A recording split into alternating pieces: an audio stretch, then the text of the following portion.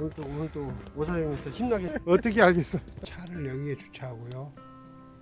걸어서 나온 다음에 검단산을 정상을 밟고 내려와서 약수 사거리에서 6일전 묘소를 보고 내려오는 겁니다.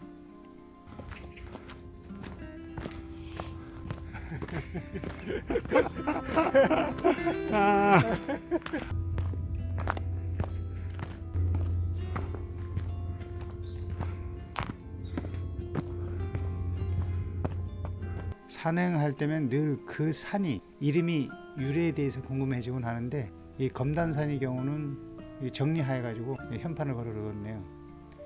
한번 이거 볼까요?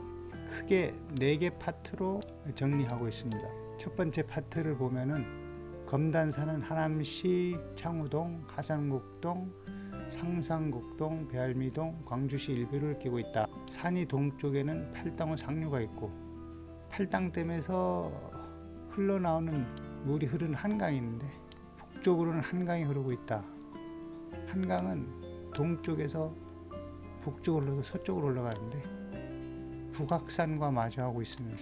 북악산은 청와대 쪽에 있는 산 같고요. 남쪽으로는 남한산이 이어진다. 서쪽으로는 서울을 바라보며 관악산과 마주하고 있는 영상이다.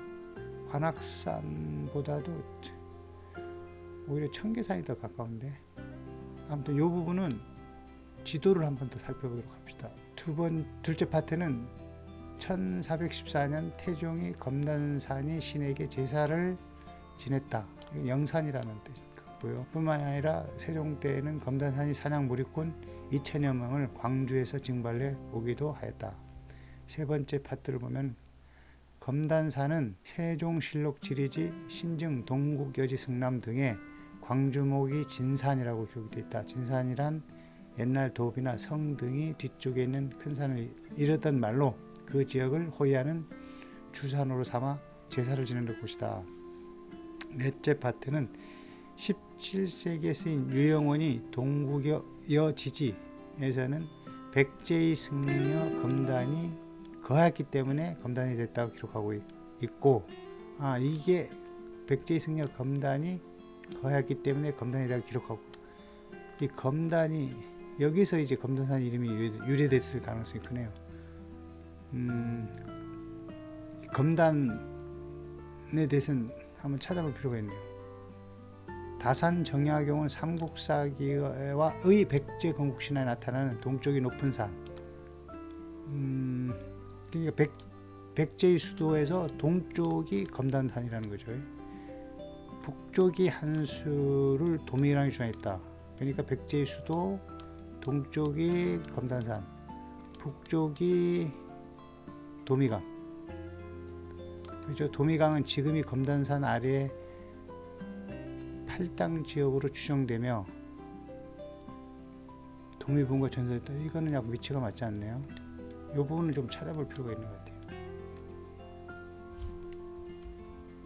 여기가 검산산이거든요. 검단산은 이 하남시 내에 소재하는 산입니다.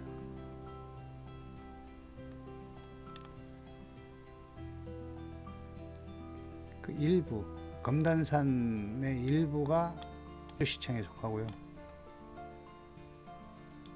검단산 바로 밑에는 용마산 있고 약간 옆으로 비쳐서 다시 검단산이 같은 이름의 검단산이 있고 남한산성이 있죠 이게. 그리고 동쪽으로는 강 건너 예봉산이 있고 운길산이 있습니다. 서쪽 측면에는 이 서울시가 자리 잡고 있고 약간 남쪽으로는 이게 청계산, 더 건너편에 이게 관악산이 있습니다. 이 관악산과 마주한다는 말은 아닌 것 같고요. 북쪽으로는 오히려 이제 뭐 고래산, 백봉산이라 있고 북악산은 아닌 것 같아요. 이건 아닌 것 같고 아까 한강은 기본적으로는 이제 이게 북한강, 남한강, 두물머리 여기서 합쳐져 가지고 검단이 동쪽 면을 흘러서 북쪽으로 흘러가 가지고 북서쪽으로 흘러가게 됩니다. 백제의 고성 검단은 이 선운사 창건과 관련이 있네요. 이 선운사는 신라 진홍환이 창건했다는 설과 백제 의덕광 24년에 고성 검단이 창건했다는 두 가지 설이 있네요. 검단은 선운사 창건 관련된 스님이다, 이렇게 보면 될 것 같습니다. 현판에서 도미강은 지금이 검단산 아래 팔당지역이라고 이렇게 쓰여 있는데 광장동 앞까지가 두미강이라고 이렇게 표현되어 있네요. 한강의 이름은 지금은 하나 통일되어 있지만 조선시대에는 호치 지역에 따라 달랐다, 이렇게 되어 있네요. 한남동 앞이 한강, 동작동 앞이 동작강, 용산 앞이 용산강, 마포 앞이 마포강, 양평동 부근이 서강, 행주상성 부근이 왕봉하, 김포 북쪽은 조강, 이렇게 이름을 불렀다고 합니다. 현판이 내용과 좀 다른데 아마 이 부분은 좀 더 연구가 필요하지 않나, 이런 생각을 하고 있습니다.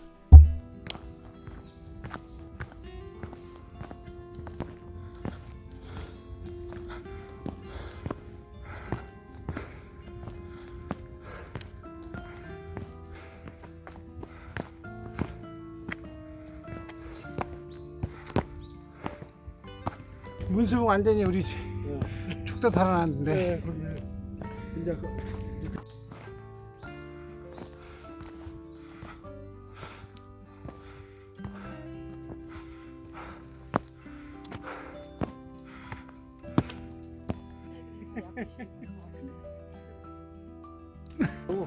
직원들 채용해보는 게 직원들 주고.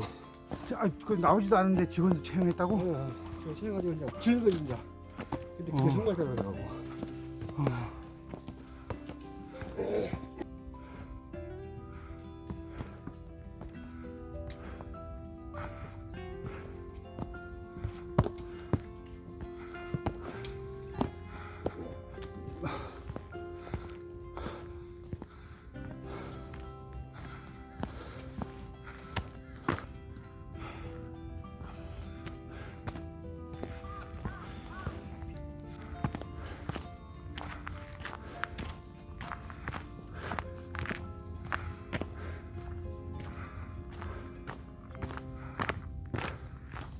좀 어려운데. 내가 보면 언제나 그런 얘기를 했습니다. 선생님께서. 그런데 항상 계속 뭐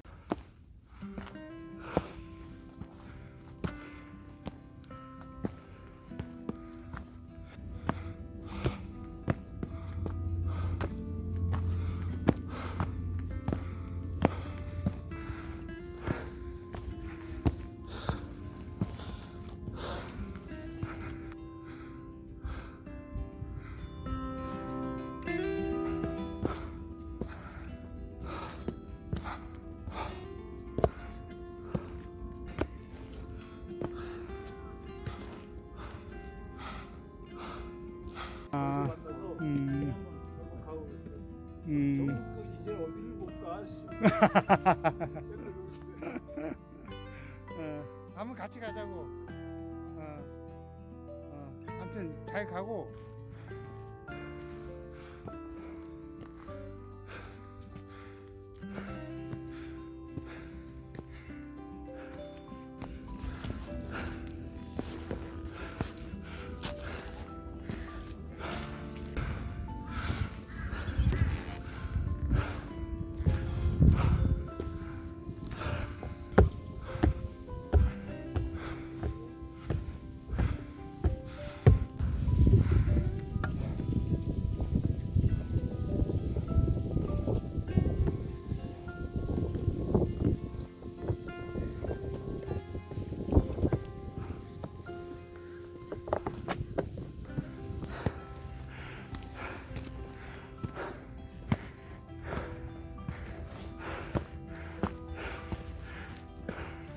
여기는 정상에서 기념사진을 한 컷 찍었습니다.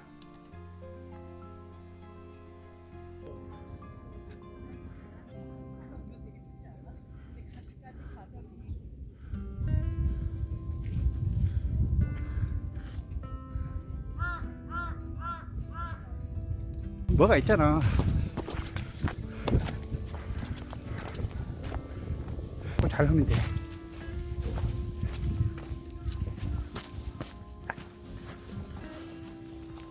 중간에 그냥 세워버리더라고. 그렇지. 그러니까 좀 약간 산 타는 사람이 있는가 봐. 그 사람이 사락대장한테 자기는 좀 정상까지 갔다 오고 싶다 그러니까 딱 갔다 오더라고. 그러니까 그럼 일반인들은 못 가게. 그래서 그 학점 됐잖아. 들어가려고 간신히. 아니 그 서울대 나왔는데 그렇게 얘기할 수 있나? 그 자기가 공부도 않고 했다고? 그건 약간 굴한데. 아니 그 자기 아는 친구는 응. 그런 게임을 다 하고.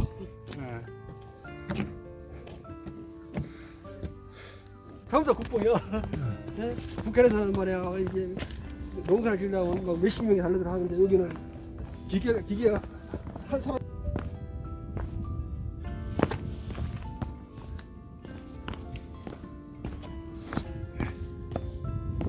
하지마. 나 오늘 목표가 지금 6일쯤 뭐야 진화물 비번 갔는데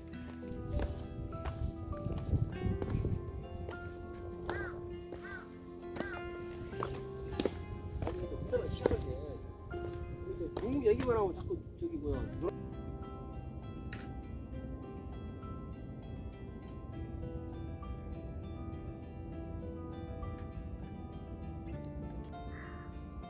옛날에 웅길산까지 걸어갔었다니까. 넘어서 걸어갔다니까.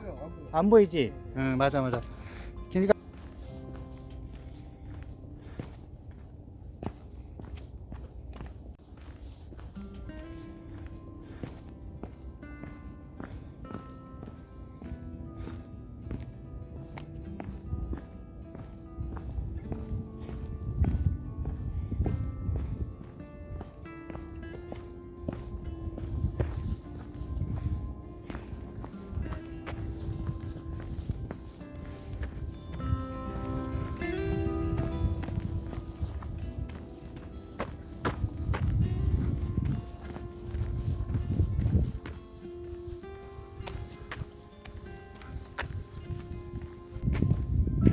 이거는 새록새록 다 기억난다니까.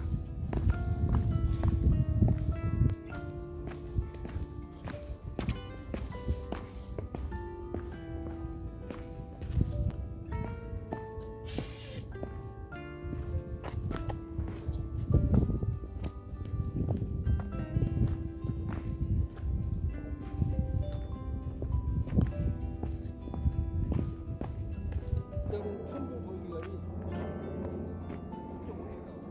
7일치 아니라고. 여기 알림문이 있네요. 아까 보니 이 알림문은 6일준이 후손이 쓴 것이라고 되어 있던데 한번 읽어봅시다. 여러분이 서 계신 곳에 위치한 산소는 근대 한국사의 선각자이시며 계몽사상가이셨던 구당 6일준과 그 직계가족이 묘소입니다.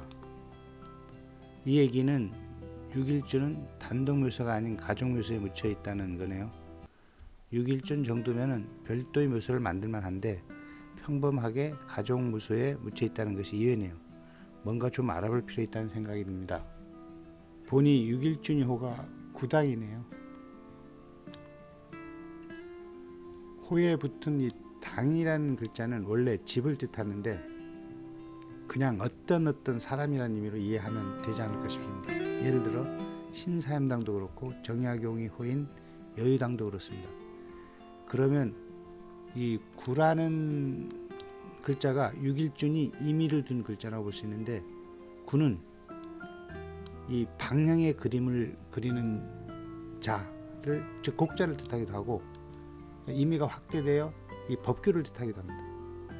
어떤 이유에서 이런 호를 지었는지 궁금합니다. 계속 읽어볼까요? 구당 선생은 한국 최초의 미국 국비 유학생으로 서양이 정치, 사회, 문화, 교육제도 등 선진화된 문물을 국내에 알리셨으며 소유 견문과 국내 최초의 국한문 혼용 문법책인 대한문절이 저자로 이미 국정교과서에도 널리 소개되어 있습니다. 서양 문문을 알리는 서유금을 썼다는 것, 그리고 국한문 혼용 문법책인 이 대한문전을 지었다는 것을 상기시키고 있습니다. 조상을 아끼고 숭배하는 마음은 누구나 가지고 있을 것입니다.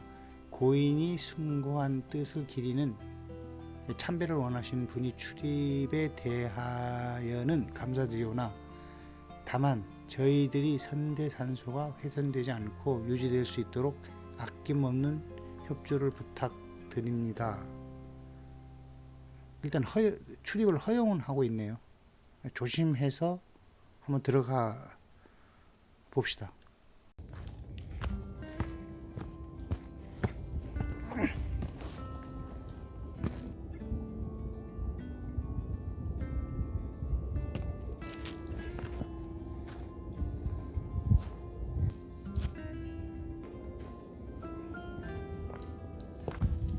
혹시 그책 읽어봤어요?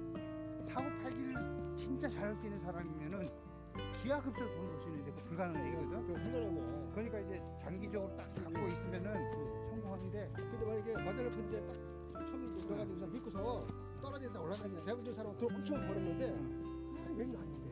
근데 마달을 펀데 그 피터린치라는 사람은 자기가 그 펀드로 운영하잖아. 그래서 자기는 못 팔지. 아니, 그러니까 호주 주재 중 대사관이 그런데도 막 그냥 하고 나니까. 근데 그것은 뭐 정치인이라든가 호흡으로 있잖아 이런 거야. 하산을 한 후 집에서 몇 개의 궁금한 것에 대해 찾아봤는데요. 그 첫 번째가 6일준의 묘가 왜 이렇게 평범할까 하는 문제입니다. 여기저기 그 단서를 찾아보았는데 혹시 이것이었지 않나 하는 생각이 드는 기사가 있어 소개합니다. 6일준은 오랫동안 신장병으로 고생하다가 노량진에 있는 자택에서 응거하던 중 지병이었던 신장염으로 1914년 9월 30일 아침에 생을 마쳤다고 하네요. 그는 임종시, 나라 잃은 서름 등의 죄책감을 느껴 유족들에게 자기는 살아서 아무런 공을 이룩한 것이 없으니 죽게 되면 묘비를 세우지 말라 라는 유언을 남겼다고 합니다. 묘비를 세울 수 없다면 단독묘를 세우는 것이 어려운 것이라고 판단해 이렇게 한 것이 아닐까 생각을 합니다. 두 번째가 6일전이호 구당은 무슨 뜻일까 하는 건데요. 찾아보니 6일전이호가 3개가 되네요. 구당, 천민, 구일. 여기서 구당과 구일은 같은 의미 계열인 것 같습니다. 이 구는 어떤 뜻을 상정하고 호로 사용한 것일까요? 동양 고전 종합 TV에서 구자를 한번 검색해 볼까요?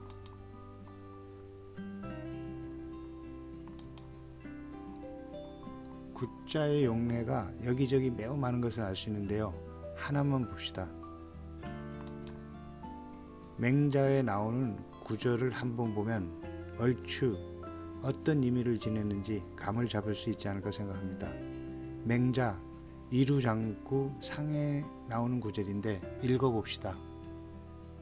맹자왈 규구 방원 지지야오 성인 인륜 지지아니라 욕귀 군인된 진군도 욕귀 신인된 진신도니 이자 계법 요순 이이인이라 불이 순지 소위 사요로 사군이면 불경 기군자야오 불이 요지 소위 치민으로 치민이면 적 기민자야니라.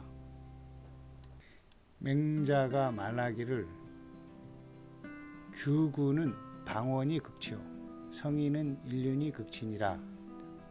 임금이 되고자 한다면은 임금이 도리를 다해야 되고 신하가 되고자 한다면은 신하의 도리를 다해야 하는 것이니 두 가지는 모두 요순을 따르는 것일 뿐입니다. 순이 요를 섬기는 것과 같은 것으로서 임금을 섬기지 않는다면 그 임금을 공경하지 않는 것이요, 요가 백성을 다스리는 것으로서 백성을 다스리지 않는다면 그 백성을 도적질하는 것이다. 맹자의 말을 구조 분석해보면 규구와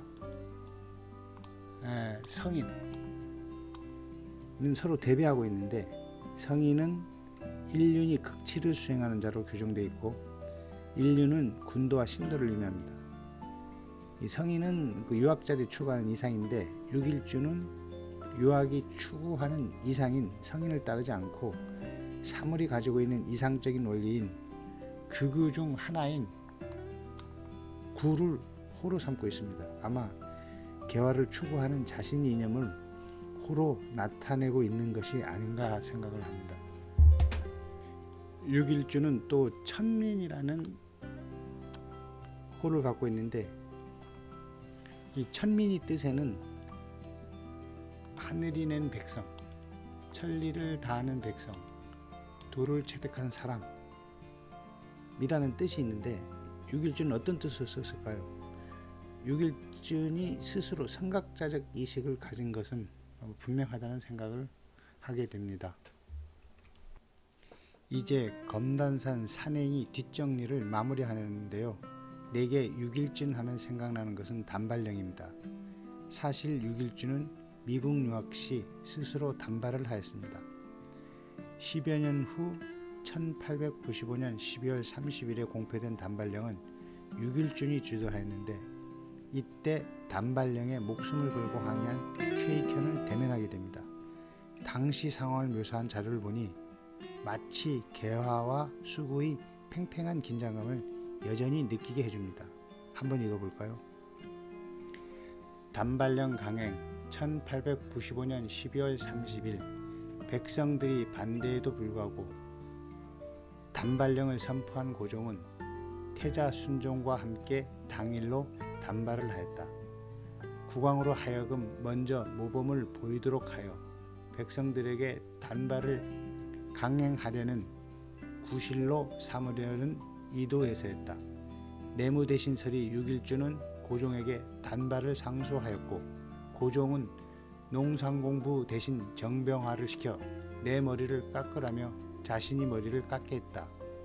이어 육일준이 태자의 머리를 깎았다.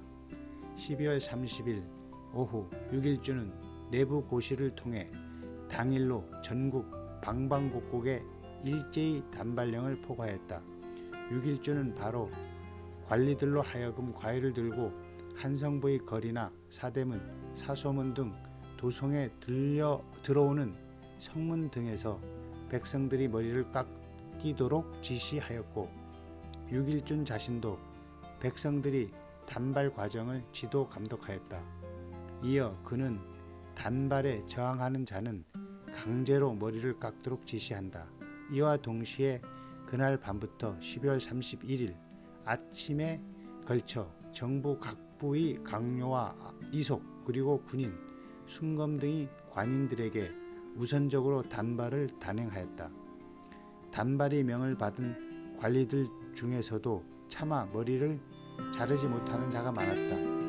육일주는 직접 가위와 칼을 동원해 관리들이 팔다리를 잡게 한 뒤 머리카락을 손수 잘랐다.